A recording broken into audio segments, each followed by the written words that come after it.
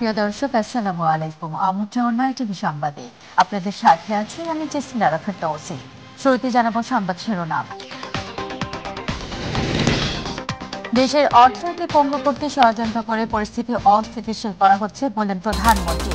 পঙ্গু হাসপাতালে খোঁজ নিলেন আহতদের চিকিৎসার। আন্দোলনে ভর করে অস্ত্র নিয়ে মাঠে নেমেছে বিএনপি জামাত বললেন ওবায়দুল কাদের। নৈরাজ্যকারী ও চক্রান্তকারীদের খুঁজে বের করা হবে মন্তব্য পররাষ্ট্রমন্ত্রী। নিরাপত্তার জন্য কোটা আন্দোলনের ৩ সমন্বয়কে ডিবির হেফাজতে আছেন জানালেন ডিবি প্রধান। যারা তাণ্ডব চালিয়েছে তাদের কাউকে ছাড় দেওয়া হবে না। কারফিউ শিথিলের সময় কর্মব্যস্ত হয়ে উঠে রাজধানী সড়কে বেড়েছে যান চলাচল। রবি থেকে মঙ্গলবার অফিস চলবে ৯টা থেকে ৩টা। মোবাইল ইন্টারনেটে চালুর বিষয়ে রবিবার অপারেটরদের সঙ্গে বৈঠকে বসবে মন্ত্রণালয়। ইন্টারনেট নিয়ে অপপ্রচার চলছে বললেন তথ্য প্রযুক্তি প্রতিমন্ত্রী।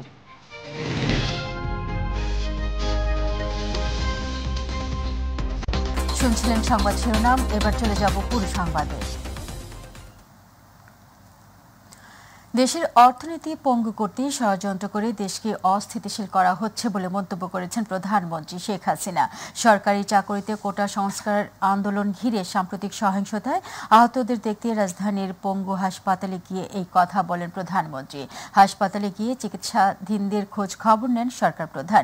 পরে এই সময় আহতদের সুচিকিৎসার জন্য হাসপাতাল কর্তৃপক্ষকে প্রয়োজনীয় নির্দেশনা দেন প্রধানমন্ত্রী। আরও জানাচ্ছেন সাইদুর রহমান আবির।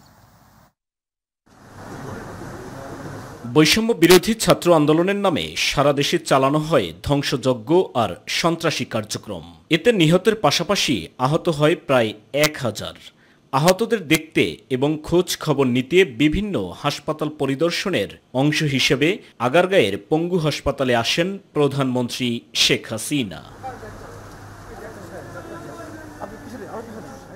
আহতদের দেখে আবেগাপ্লুত হয়ে পড়েন বঙ্গবন্ধু কন্যা। আমি খালি সকলের সহযোগিতা চাই, আর এইভাবে মায়ের কোল খালি হোক এটা আমি চাই না। কেন আমি তো বাবা মা সব হারিয়েছি, আমি তো জানি হারাবার ব্যথা কত কষ্ট, কিন্তু সেই কষ্ট বুকে নিয়ে তো ফিরে আসতে এদেশের মানুষের জন্য। এখানে আমার তো কোনো চাওয়া পাওয়া নেই। আমি তাদের ছেলে মেয়ের জন্য কিছু করিনি, শুধু তাদের লেখাপড়া, নিজেই চাকরি করছে, নিজেই পড়েছে, আমি কতটুকু করতে পেরেছি, কিন্তু আমি দেশের মানুষের জন্য করেছি। কোটার দাবি সবকিছু মেনে নেয়ার পরেও কেন প্রত্যাহার হয়নি আন্দোলন, এমন প্রশ্ন রাখেন সরকার প্রধান। কমপ্লিট শটডাউন, আর তার ফলাফল আজকে এই অবস্থা। সমস্ত দাবি মেনে নেওয়ার পরেও তাদের আর সেই শাটডাউন শেষ হয় না। কী কারণে আমি বুঝি না। আমরা তো সম্পূর্ণ দাবি মেনে নিয়েছি, প্রত্যেক দাবি আমরা মেনে নিয়েছি। আর মামলা তো তাদের না, আমার করা প্রজ্ঞাপন হাইকোর্ট বাতিল করে দেয়। সরকারের পক্ষ থেকেই তো আমরা আপিল করি এবং ওই হাইকোর্টের সে রায় সেটা স্থগিত করে দেওয়া হয়। তাহলে তো আবার কোটা থেকে যায়। তাহলে আন্দোলনটা কিসের জন্য ছিল? দেশকে অর্থনৈতিকভাবে পঙ্গু করে দিতেই এসব ষড়যন্ত্র বলে মন্তব্য করেন প্রধানমন্ত্রী। দেশবাসীর কাছে আমি বিচার চাই, কি অপরাধটা কি করেছি যে এইভাবে, যেখানে আমি মানুষের ভাগ্য পরিবর্তনের কাজ করে যাচ্ছি, মানুষের জীবন মান উন্নয়ন করেছি। আজকে বাংলাদেশ সেই 2008-এর বাংলাদেশ আর 2024-এর বাংলাদেশ তো এক না।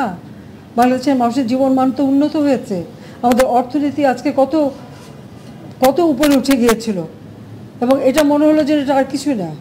এটা আমাদের অর্থনীতিকে সম্পূর্ণ পঙ্গু করে দিয়ে বাংলাদেশকে আবার ভিক্ষুকের জাতি করে দেওয়া, এটাই বোধহয় এদের পিছনে ষড়যন্ত্র।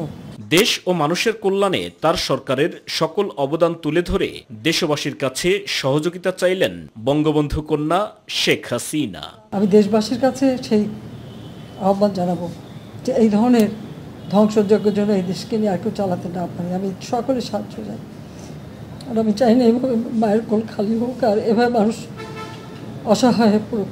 পরে রাজধানীর সেতু ভবন, দুর্যোগ ব্যবস্থাপনা অধিদপ্তর এবং এলিভেটেড এক্সপ্রেসওয়ের ক্ষতিগ্রস্ত এলাকা পরিদর্শন করেন প্রধানমন্ত্রী শেখ হাসিনা।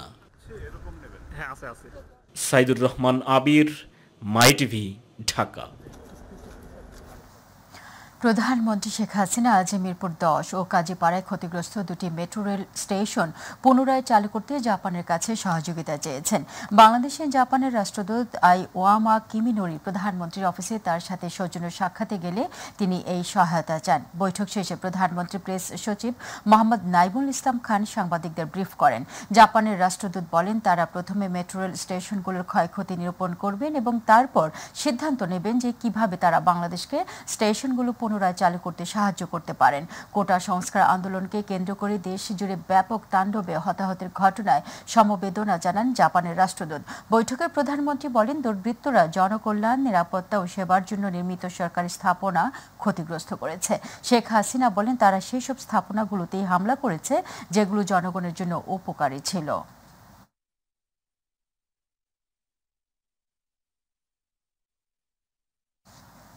আওয়ামী লীগ সাধারণ সম্পাদক এবং সড়ক পরিবহন ও সেতু মন্ত্রী ওবায়দুল কাদের বলেছেন, বিএনপি জামায়াত শিক্ষার্থীদের আন্দোলনে ভর করে অগ্নি সন্ত্রাস করেছে, অস্ত্র নিয়ে মাঠে নেমেছে। সকালে আগুনে ক্ষতিগ্রস্ত সেতু ভবন পরিদর্শন শেষে এসব কথা বলেন তিনি।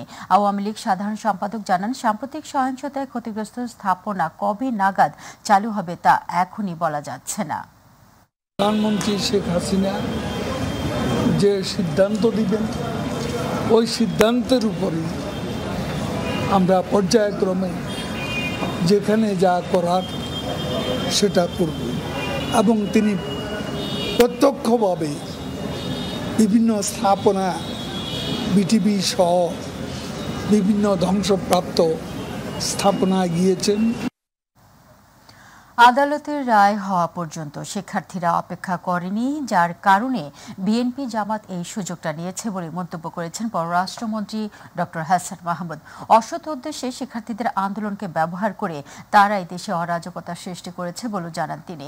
দুপুরে জাতীয় প্রেস ক্লাবের সামনে এক অনুষ্ঠানে তিনি এসব কথা বলেন।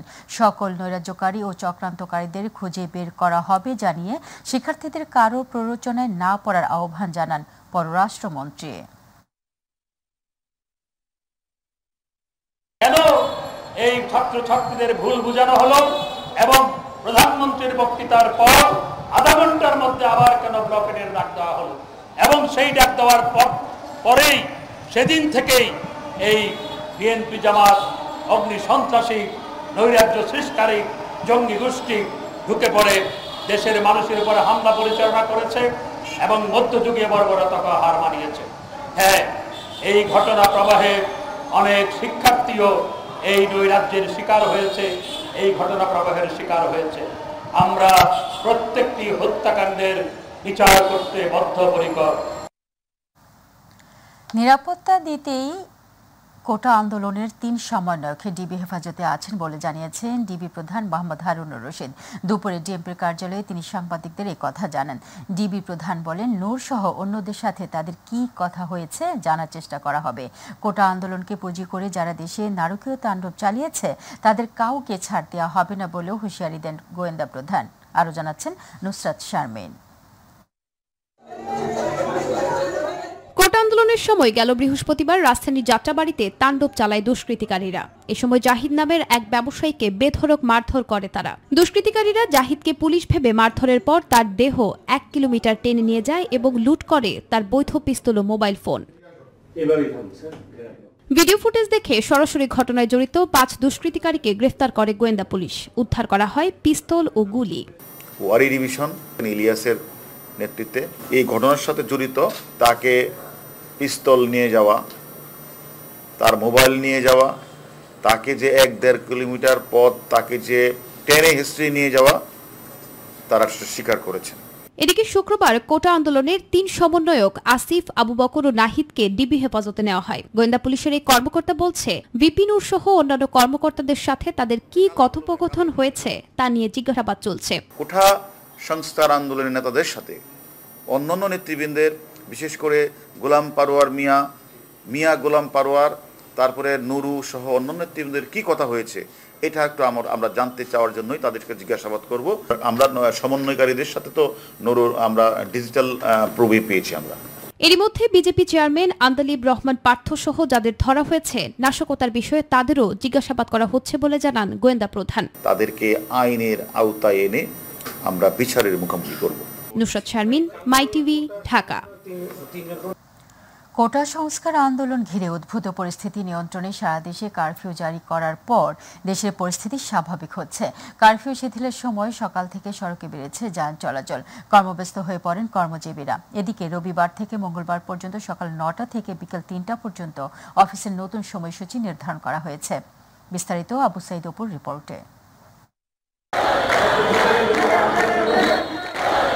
জুনের প্রথম সপ্তাহে সরকারি চাকুরিতে কোটা বাতিলের সিদ্ধান্ত অবৈধ ঘোষণা করে হাইকোর্টের রায় আসার পরদিন থেকে এর প্রতিবাদে বিক্ষোভ শুরু করেন শিক্ষার্থীরা। জুলাই মাসে এসে সেই বিক্ষোভের মাত্রা বেড়ে যাওয়ায় এক পর্যায়ে অচল হয়ে পড়ে পুরো রাজধানী, সংঘাত ছড়ায় সারা দেশে। এর ফলে জারি করা হয় কারফিউ, বেসামরিক প্রশাসনকে সহযোগিতায় মাঠে নামে সেনাবাহিনী। আর এরপর থেকেই ধীরে ধীরে পরিস্থিতি স্বাভাবিক হওয়ায় জনমনে স্বস্তি ফিরে আসে। রাজপথে ছুটে চলছে দূরপাল্লার বাস। তবে কবে নাগাদ ট্রেন পুরোপুরি চালু হবে তা এখনও নিশ্চিত নয়। নগরীর বিভিন্ন স্থানে মানুষের আনাগোনা যেন ফিরিয়ে দিয়েছে রাজধানীর চিরচেনা রূপ। চলছে নগরমুখী গণপরিবহন ও রিক্সাও। কুমিল্লা যাবো, তো এখন ঢাকার পরিবেশ আসলাম মোটামুটি ভালো, সুস্থ স্বাভাবিকভাবে আসতে পারছি এবং এটা নিয়ে আমরা খুবই সন্তুষ্ট। পুরোপুরি স্বাভাবিক হয় না, এখন কিছু কিছু দূরপাল্লার গাড়ি চলতেছে। আমার কাছে মনে হচ্ছে যে এই গত কয়েকদিনের তুলনায় গতকালকে এবং আজকে অনেক স্বস্তি ফিরে আসছে। কেন উদ্ভূত পরিস্থিতির পাশ কাটিয়ে জনমনে যে স্বস্তি ফিরে এসেছে সেই ধারা যেন অব্যাহত থাকে, এমনটাই প্রত্যাশা করেছেন নগরবাসী। এদিকে যাত্রাবাড়ি, নারায়ণগঞ্জ সহ বিভিন্ন থানা পরিদর্শন শেষে স্বরাষ্ট্রমন্ত্রী বলেন, কোটা আন্দোলনের উপর ভর করে জামাত বিএনপির টার্গেটই ছিল অস্থিতিশীল পরিস্থিতি সৃষ্টি করে আওয়ামী লীগকে নিশ্চিহ্ন করা। জামাত, বিএনপি এবং জঙ্গি যারা নাকি স্বাধীনতা চায়নি, যারা জঙ্গির উত্থান ঘটাতে চেয়েছিল, যারা সন্ত্রাস উঠিয়ে আমাদের দেশকে অকার্য করার প্রচেষ্টা নিয়েছিল, তাদের হাতে তারা এখন ক্রীড়ানায়ক হয়ে গিয়েছে। আবু সাইদ অপু, মাই টিভি, ঢাকা। শিক্ষার্থীদের আন্দোলন ও সাম্প্রতিক সহিংসতাকে কেন্দ্র করে গ্রেফতারকৃতদের উপর নির্যাতন চালিয়ে কল্পকাহিনী রচনা করা হচ্ছে বলে অভিযোগ করেছেন বিএনপির মহাসচিব মির্জা ফখরুল ইসলাম আলমগীর। এক বিবৃতিতে তিনি বলেন, রিমান্ডে নিয়ে আইন অমান্য করে নেতাকর্মীদের উপর নির্যাতন চালানো হচ্ছে। বিবৃতিতে গণ অধিকার পরিষদের সভাপতি নুরুল হক নূরকে রিমান্ডে নিয়ে নির্যাতনের অভিযোগ করে এর নিন্দা জানান মির্জা ফখরুল।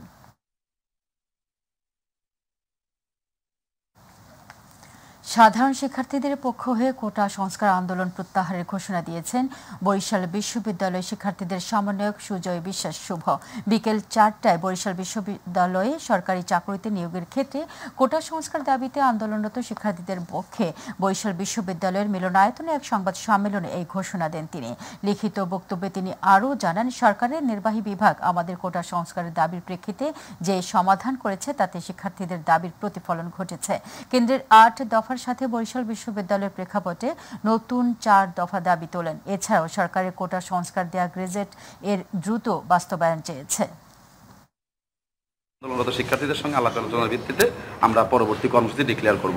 এখন যেহেতু হল বন্ধ এবং নানা বাস্তবতা আছে, সেই জন্য এই মুহূর্তে আসলে সারা দেশের মতো বরিশাল বিশ্ববিদ্যালয়ে কোনো বিশেষ কর্মসূচি নেই। মোবাইল ইন্টারনেটে চালুর বিষয়ে রবিবার অপারেটরদের সঙ্গে বৈঠকে বসবে টেলিযোগাযোগ ও তথ্য প্রযুক্তি মন্ত্রণালয়।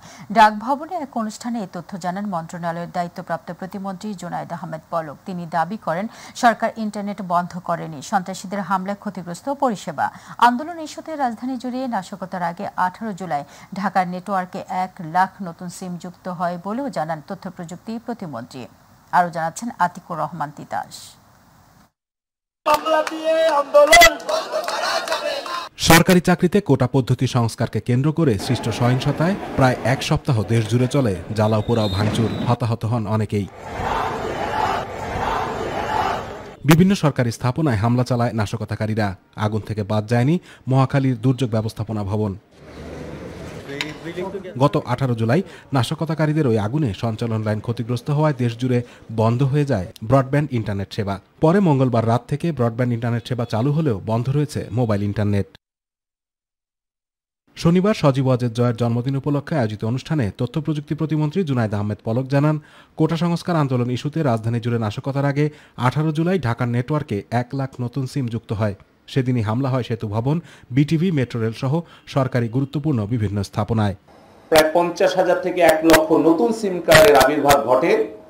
এগুলোর তথ্যপাত্য এবং সূত্র বিশ্লেষণ করে দেখা যাচ্ছে বিএনপি, ছাত্রদল, জামাত এবং শিবিরের চিহ্নিত তালিকাভুক্ত সন্ত্রাসীরা এই কয়েকদিন ঢাকামুখী ছিল। ইন্টারনেট ইস্যুতে বিদেশে বসে একটি মহল অপপ্রচার চালাচ্ছে জানিয়ে পলক বলেন, সরকার ইন্টারনেট বন্ধ করেনি, সঞ্চালন লাইন ক্ষতিগ্রস্ত হওয়ায় ব্রডব্যান্ড সেবা সচল রাখা সম্ভব হয়নি। বিএনপি, জামাত তারা অপপ্রচার করছে, সরকার ইন্টারনেট বন্ধ করে দিয়েছে। আমরা ইন্টারনেট সারা দেশে বন্ধ করিনি। ইন্টারনেট বন্ধ হয়ে গিয়েছিল অধিকাংশ জায়গায় যখন এই ডেটা সেন্টার 3টা নন ফাংশনাল হয়েছে। মোবাইলে 4G সেবা চালু করতে রোববার অপারেটরদের সঙ্গে বৈঠকে বসবেন তথ্য প্রযুক্তি প্রতিমন্ত্রী। সেখানে সিদ্ধান্ত নেওয়া হবে কবে থেকে মোবাইল ইন্টারনেট চালু করা হবে। তাদের সাথে আলোচনা করে আমরা মোবাইল ব্রডব্যান্ডটাও 4G নেটওয়ার্কটাও আমরা উন্মুক্ত করে দিব। আতিকুর রহমান তিতাস, মাই টিভি। কোটা আন্দোলন নিয়ে বিগত কয়েকদিনের চলমান সহিংসতায় গত 19 জুলাই মাধবদী পৌর ভবনে নাশকতাকারীরা হামলা চালিয়ে ভাঙচুর, লুটপাট ও অগ্নিসংযোগ করে ব্যাপক ক্ষয়ক্ষতি করে। আজ ক্ষতিগ্রস্ত ভবন পরিদর্শনে আসেন ঢাকা বিভাগীয় কমিশনার সাবিরুল ইসলাম। এই সময় নরসিংদী জেলা প্রশাসক ডক্টর বদিউল আলম, মাধবদী পৌর মেয়র হাজী মোশাররফ হোসেন প্রধান, মানিক সহ পৌরসভার কর্মকর্তা ও কর্মচারীবৃন্দ উপস্থিত ছিলেন।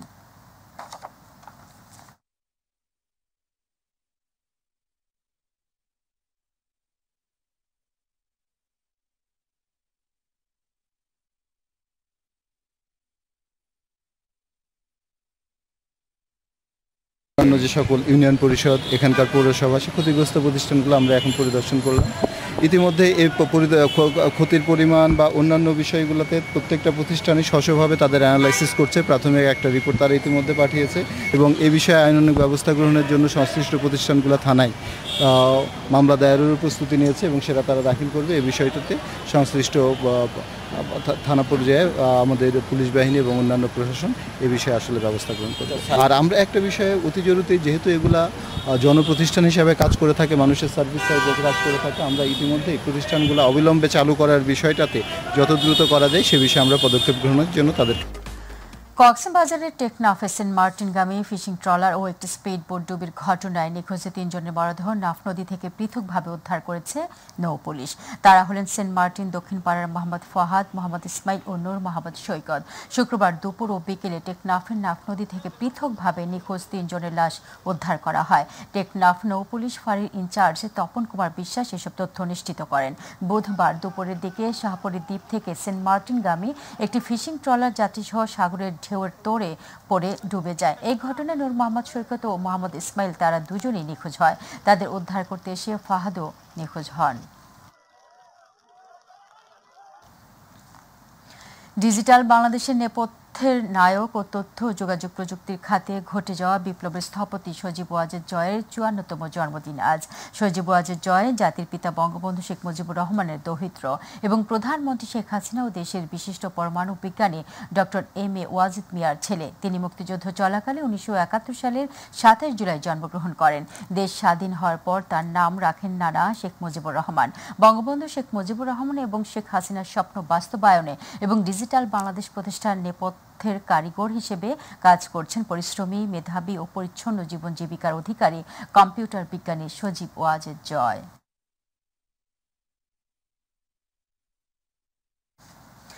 মেঘনার জোয়ারের পানিতে প্লাবিত ভোলা লক্ষ্মীপুর রুটের ইলিশা ফেরিঘাটের অ্যাপ্রোচ সড়ক ও পন্টুনের র্যাম ইলিশা ঘাটের লো ওয়াটার ও হাই ওয়াটার ঘাটে তলিয়ে যাওয়ায় দুর্ভোগ পোহাতে হচ্ছে যাত্রীদের।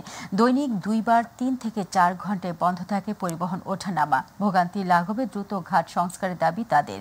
প্রতিনিধি আরিফ হোসেন লিটনের রিপোর্ট, জানাচ্ছেন শামস তাবরিজ উচ্ছ্বাস। বঙ্গোপসাগরে সৃষ্ট নিম্নচাপের প্রভাবে মেঘনায় অতি জোয়ারের পানিতে তলিয়ে গেছে ভোলার ইলিশা অ্যাপ্রোচ সড়ক ও পন্টুনের র্যাম্প। হাঁটু সমান পানি মারিয়ে এই ফেরিতে ওঠানামা করছেন যাত্রী ও পণ্যবাহী যানবাহন। কেউ ব্যবহার করছেন নৌকা। দিনে 2 বার জোয়ারের পানিতে ভোলা লক্ষ্মীপুর রুটে চলাচলকারীদের পোহাতে হচ্ছে চরম ভোগান্তি। ইলিশা ফেরিঘাট আইসা দেখি ফেরি থেকে গাড়ি নামতেও পারছে না, উঠতেও পারতেছে না। অতিরিক্ত জোয়ার উঠলে আমরা যাইতে পারি না, মানে ফেরি উঠতে পারে না গাড়ি, এই কারণে 2-3 দিন পর আমরা বাজার হয়নি। দুর্ভোগ পোহাতে হচ্ছে পরিবহন শ্রমিকদেরও। সময় মতো গন্তব্যে পৌঁছানো যাচ্ছে না পণ্য। এর ফলে গাড়িতে থাকা কাঁচামাল সহ অন্যান্য মালামাল নষ্ট হচ্ছে বলে জানান চালকেরা। পরিবহনগুলোকে আটকে থাকতে হয় ঘন্টার পর ঘন্টা। পানি যখন বাইরে যায় আমরা 2 দিন 3 দিন আটকে থাকি। পল্টন ডুবিয়া থাকে, একটা বাথরুম নাই, গোসলখানা নাই। জোয়ার আসলেও চলতে পারে, ভাড়া আসলেও চলতে পারে, এরকম সিস্টেম করে দিলে সবচেয়ে ভালো হতো। ফেরির মাস্টাররা জানান অতি জোয়ারের কারণে পরিবহন লোড আনলোডে কেটে যায় দীর্ঘ সময়। অন্যদিকে বিআইডব্লিউটিসির কর্তৃপক্ষ জানান পল্টন ডুবার বিষয়ে ঊর্ধ্বতন কর্মকর্তাদের জানানো হয়েছে। এই জোয়ারের কারণে পানি বৃদ্ধি পাওয়ার কারণে ওয়াটার ঘাট এবং হাই ওয়াটার ঘাট 2 পল্টনই আমাদের ডুবে যাওয়ার কারণে আমাদের ফেরি লোড আনলোডে সমস্যা হইতেছে। অতিরিক্ত জোয়ারের কারণে, পানির কারণে র্যাম থাকে পানিতে ডুবে, যার কারণে ফেরিতে গাড়ি উঠতে পারে না, উভয় পারে একই অবস্থা। এই কারণে আমরা ঘাটে গেলে ওই লোড আনলোডে আমাদের একটু বিলম্ব হয়। আমাদের তীব্র জোয়ারের জন্য, মেঘনা নদীতে তীব্র জোয়ারের জন্য আমাদের ফেরি লোড টার্মিনালের মাধ্যমে ফেরি লোড আনলোডে অনেক সমস্যা হচ্ছে আমাদের।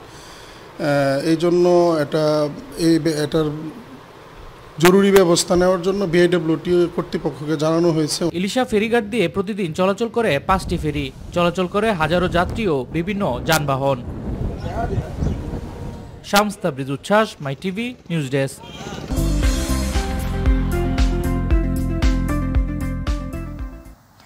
মালয়েশিয়া ও প্রবাসী আর্ট মেলা 2024 এ বাংলাদেশে প্রথমবারের মতো অংশগ্রহণ করেছে। মালয়েশিয়ার প্রতিনিধি আশরাফুল মামুন জানান, কুয়ালালামপুরের প্যাভিলিয়ন দামানছাড়া হাইটসে 22 জুলাই শুরু হওয়া এই মেলা 4 আগস্ট পর্যন্ত চলবে। শুক্রবার মেলার আনুষ্ঠানিক উদ্বোধন করা হয়। উদ্বোধনী অনুষ্ঠানে অতিথি হিসেবে ছিলেন মালয়েশিয়ায় বাংলাদেশের হাই কমিশনার শামীম আহসান। অনুষ্ঠানে কর্পোরেট কমিউনিকেশন ট্যুরিজম মালয়েশিয়ার পরিচালক মোহাম্মদ শাহরিয়ার মোহাম্মদ আলী, কাতার দূতাবাসের কাউন্সিলর ইব্রাহিম আল শেরাইম, প্যাভিলিয়নের পরিচালক ম্যাডাম সুয়ান ওয়াই, আর্ট মার্কেট মালয়েশিয়ার প্রতিষ্ঠাতা রিতা হাত্তা, বিভিন্ন দেশের শিল্পী ও মিডিয়া কর্মীরা উপস্থিত ছিলেন। হাই কমিশন, সরকার এবং কমিউনিটি সবাই একযোগে মালয়েশিয়াতে আমাদের পণ্যের আরও বড় বাজার সৃষ্টির জন্য কাজ করে যাব। প্যারিসের ঢাকা বিভাগ অ্যাসোসিয়েশন ফ্রান্সের উদ্যোগে স্মরণসভা ও দোয়া মাহফিল অনুষ্ঠিত হয়েছে। ফ্রান্স প্রতিনিধি বাদল পাল জানান, ঢাকা বিভাগ অ্যাসোসিয়েশনের প্রয়াত উপদেষ্টা পরিষদের ও কার্যনির্বাহী কমিটির সদস্যবৃন্দের রুহের মাগফিরাত কামনায় স্মরণসভা ও দোয়া মাহফিল অনুষ্ঠিত হয়। অনুষ্ঠানে সভাপতিত্ব করেন সংগঠনের সভাপতি শেখ শাহজাহান শাহরু। অনুষ্ঠানটি পরিচালনা করেন সাধারণ সম্পাদক মিজানুর রহমান সরকার ও সার্বিক দায়িত্বে ছিলেন আসাদুজ্জামান সুমন। সভায় বক্তারা প্রয়াতদের কর্মময় জীবনের বিভিন্ন দিক নিয়ে আলোচনা করেন।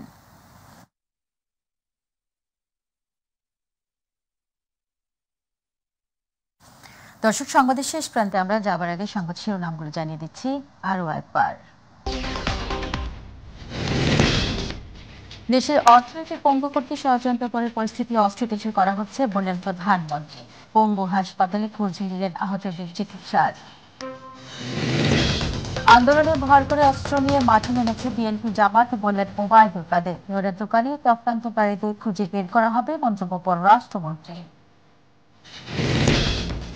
নিরাপত্তার জন্য কোটা আন্দোলনের 3 সমন্বয়ক জিবি হেফাজতে আছেন, জানালেন টিভি। যারা তাণ্ডব চালিয়েছে তাদের কাউকে ছাড় দেওয়া হবে না। কারফিউ শিথিলের সময় কর্মব্যস্ত হয়ে ওঠে রাজধানীর সড়কে বেড়েছে যান চলাচল। রবি থেকে মঙ্গলবার অফিস চলবে 9টা থেকে 3টা। মোবাইল ইন্টারনেট চালুর বিষয়ে রবিবার অপারেটরদের সঙ্গে বৈঠকে বসবে মন্ত্রণালয়। ইন্টারনেট নিয়ে অপপ্রচার চলছে, বললেন তথ্য প্রযুক্তি প্রতিমন্ত্রী।